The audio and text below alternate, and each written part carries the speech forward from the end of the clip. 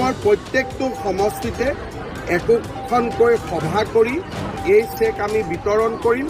বিধায়কসকলে নমস্কাৰ দৰ্শকসকল, লাখপতি বাইদেউ আঁচনিক লৈ এই মুহূৰ্তত গুৰুত্বপূৰ্ণ খবৰ লৈ আহিছোঁ।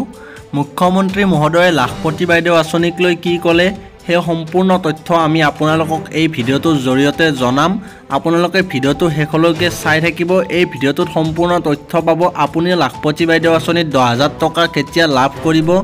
যদিহে আপুনি এতিয়াও লাখপতি বাইদেউ আঁচনিত 10,000 টকাটো লাভ কৰা নাই, তেন্তে এই ভিডিঅ'টো আপোনাৰ বাবে অত্যন্ত গুৰুত্বপূৰ্ণ, কিয়নো এই ভিডিঅ'টোত আপুনি জানিব পাৰিব আপুনি কেতিয়া লাভ কৰিব, অথবা আপোনাৰ যদিহে কিবা ভুল হৈ আছে সেই কিদৰে শুধৰণি কৰিব, এই সকলোবিলাক তথ্য আপুনি জানিব পাৰিব।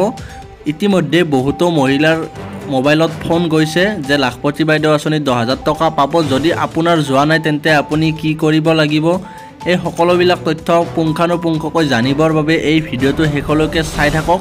আমি আপোনাক সম্পূৰ্ণ সহায় কৰিবলৈ এই ভিডিঅ'টো প্ৰস্তুত কৰিছোঁ। মুখ্যমন্ত্ৰী মহোদয়ে ঘোষণা কৰা অনুসৰি 1 এপ্ৰিলৰ পৰা মহিলাসকলে 10,000 টকাকৈ লাভ কৰিব লাগিছিল, কিন্তু দেখা গ'ল যে মাত্ৰ 42 সমষ্টিৰ মহিলাসকলেহে ইতিমধ্যে 10,000 টকাটো লাভ কৰিছে। বাকীবিলাক সমষ্টিত কিয় লাভ নকৰিলে?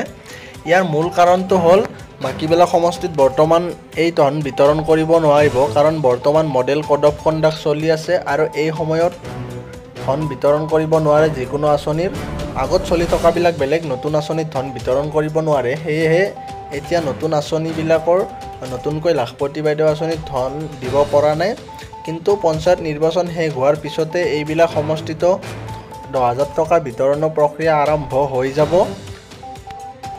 আপুনি যদিহে লাখপতি বাইদেউৰ লিষ্টখন চাব বিচাৰে তেন্তে এই ভিডিঅ'টোত ক্লিক কৰক আৰু